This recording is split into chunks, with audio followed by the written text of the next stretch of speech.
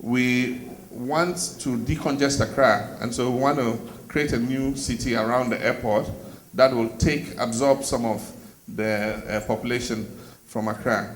And so we're looking to develop the airport, have hotels, we'll have a residential district where people will stay, we'll have schools, we'll have supermarkets, we'll have health facilities, we'll have, all kinds of facilities there, so that we'll create a new city aside from Accra and Tema.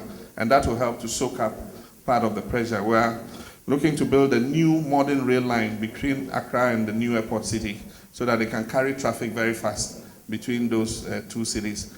And so we'll soon be announcing expressions of interest, first for the feasibility study, and then for a reliable partner to join government to go ahead and execute the project. So the aviation sector is very much on our minds, but I couldn't, cover everything. I can't talk about everything, but there is work going on in all sectors. Thank you. Hi. Okay. Good evening. My name is Nelly Kemavor. Mr. President, you've done very well appointing women to critical cabinet positions. What's your assessment of the future that we shall one day, and very soon, see a woman president in Ghana?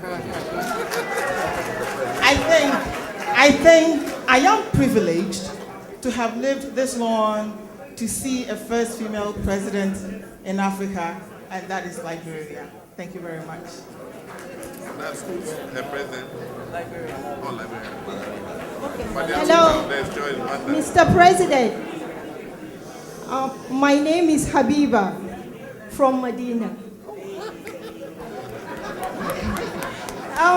My concern is with the way women are treated back in Ghana. I'm just suggesting that women should be put on a higher pedestal in Ghana as we are over here. What I have noticed is that women are treated with disrespect. Let's start from the hospital. When you go to the hospital and you go to the maternity ward, the indignity that they treat women in is appalling. So I would just want to know what your government is doing to uplift the women's dignity in Ghana and in Africa for all. Mr. President, my dearly beloved brother, I am Queen Mother Dr. Deloise Blakely, and I'm the Community Mayor of Harlem, the Ambassador of Goodwill to Africa, and I'm the Queen Mother that represents 55 million African descendants of the transatlantic ocean of the slave trade.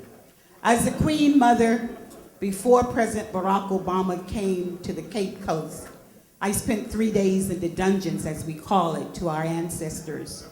The oldest Queen Mother was Queen Mother Moore, who lived to be almost 100 years old. The king of the Ashanti Kingdom sent me to his mother, the oldest Queen Mother, in Ghana and in the Ashanti Kingdom. And meeting with this mother in a humble way, she made it clear to me, not only do I carry the legacy of the oldest Queen Mother in the United States of America, but as the Queen Mother, she said that I am. So I am the official Queen Mother. The question that I asked to you, dearly beloved brother, the proposals that we have from Mother Africa, I will ask your permission, can I come home to bring that proposal of the concern for the 55 million displaced Africans? I thank you.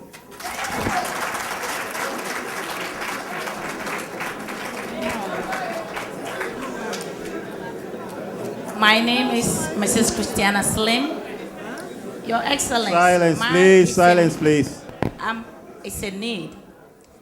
What can we do about the bribe in the airports? Especially when you travel. When you travel from here and you go home, the demand is too much. They don't wait for you to appreciate them. They want to take everything from us. We are pleading with you. Do something about it, because when you are entering here, I don't think if they were doing that here, you will enjoy coming here. Do us a favor, and then do something about those people, because it doesn't stop. It doesn't speak well about our country. We can do better than that. Thank you. Thank you. Thank you. We are gradually getting there. We are gradually getting there. The president talked about jobs, but I heard hospital and all that, Mr. President. Yeah, thank you very much. Thank you very much. Let me take these four. And we'll see if we can do another 4, yeah? And then we'll take it. Woman president, yeah, it's possible, and I wish that in my lifetime I see a woman become president of Ghana. So yes, it is possible. Our women are making advances. If you look in my government, the key positions are held by women. Sitting to my left is a very capable woman, Hannah Tete. I guess our first woman Ministry of Foreign Affairs, yeah? Second Minister of Foreign Affairs. Yeah, so that's Hannah. We have Nana Oye Litha. She's Minister for Gender, Children, and Social Protection. You know, we have Jifa Ativo. Jifa is in charge of transport. Minister of Transport is a woman. We have Marriott Apia Briopong, the Attorney General and Minister of Justice is a woman. We have Minister of Health is a woman, Sheriaite. Minister of Education is a woman, Professor Jane Nana Opoku. Minister of Tourism is a woman, you know, and there are so many of them. And so women are making a lot of progress. The Director of Prisons today in Ghana is a woman. For the first time, the Controller and Accountant General is a woman, you know, and I mean there's so many that one can mention, and so why not?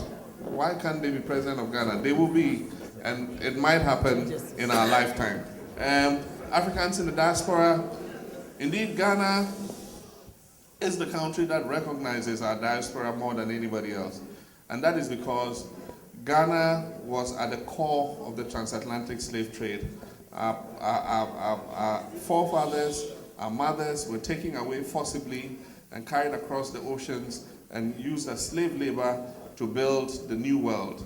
And we know that they belong home.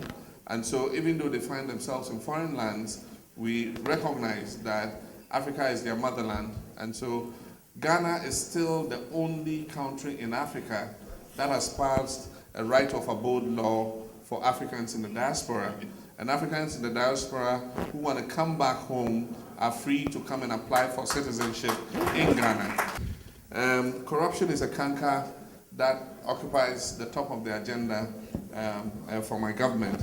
And indeed, we had a policy retreat 2 weeks ago, and in the governance section, corruption, the fight against corruption was at the top. We're going to do everything to fight corruption. At first, the justification for taking these little bribes was that public sector workers were not paid properly. Today, we all can testify that their salaries are much better. Indeed, the private sector is complaining now because private sector employers are losing personnel to the public sector. It used to be the reverse before. People used to leave the public sector to go to the private sector, but that is being reversed. And so they cannot have any justification for continuing to take those bribes. I believe that if we also stand up and start reporting people who demand these things from us, then it is possible for us to take action against them. But we're putting in place all the laws and all the legislation. We're going to use technology. We're going to use CCTV cameras in different places. And if people are caught, you know, taking bribes, you know, we'll deal with them. If we don't deal with corruption, you know, it will tear the fabric of our society apart, and we can't make progress. The Auditor General's report indicates that we lose in excess of how many billion? Almost 2 billion every year to corruption. That is misappropriation of public funds. And I've instructed the Attorney General that she should take the Auditor General's report, and people who are found culpable, she must put them before court and start to prosecute them. So we're going to be tough in the fight against corruption. And if you would help us when these demands are made, if you make a report, it will be possible for us to follow up. We're going to set up public service complaints offices, and those offices would be there for people to go and complain if a public service officer, does not follow the code of ethics, and that includes corruption. If you report, we'll protect your identity, we'll investigate it, and if we find the officer culpable, we'll deal with him.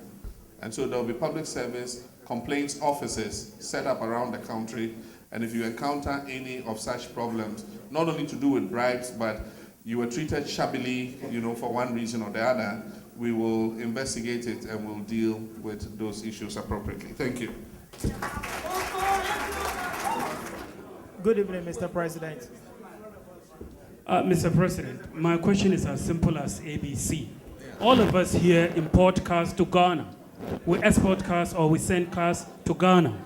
You buy a car for $4,000 in America. It gets to Ghana, and then the custom charges you $8,000. I don't know what kind of voodoo mathematics is that. I just want you to, and then secondly, please, Mr. President, just yesterday, the PURC came out with increased tariff on electricity and water. Electricity was 79.9%, and then water 52%. I just came back from Ghana. The service, it doesn't commensurate. Because the service they render in terms of electricity, it doesn't go. Water, yes. So this is the question. Answer them, please. Hello, Mr. President. My name is Augustine Ayenbisa Ayala. I'm a host of Divine Speech in African Traditionalism. I had wanted to ask a question on the environment in Ghana, but something sidetracked me. The MC indicated earlier that he wanted to have a Christian reverend to say a prayer, and then at the end of the session, he's going to have a Muslim to give a closing prayer. I am an African traditionalist, and I'm proud of it.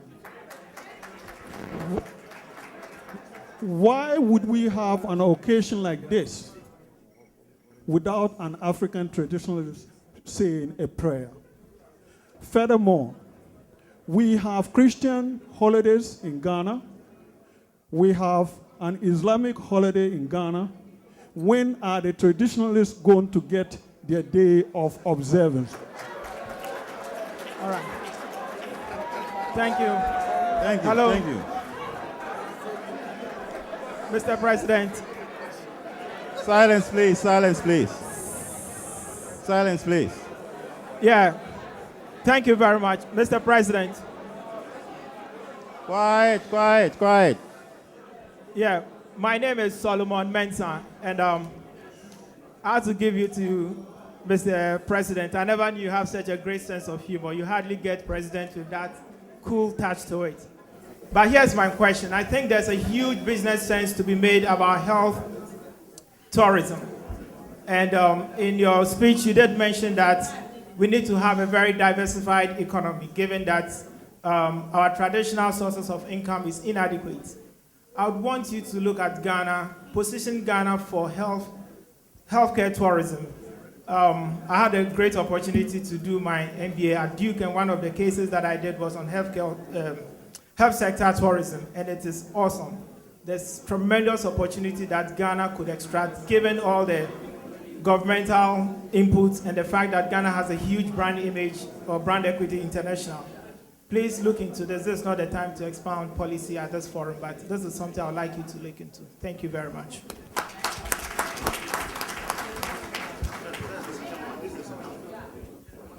Good evening, Mr. President. My name is Mohammed Mukafa Ali, representing Zongo FM, a local radio station with a wide range of listeners across the world. My question to you, Mr. President, this evening is there any developmental agenda that is most dear to your heart that you want to achieve by the end of your tenure in 2020, inshallah? Thank you very much. Silence, please. Silence, please.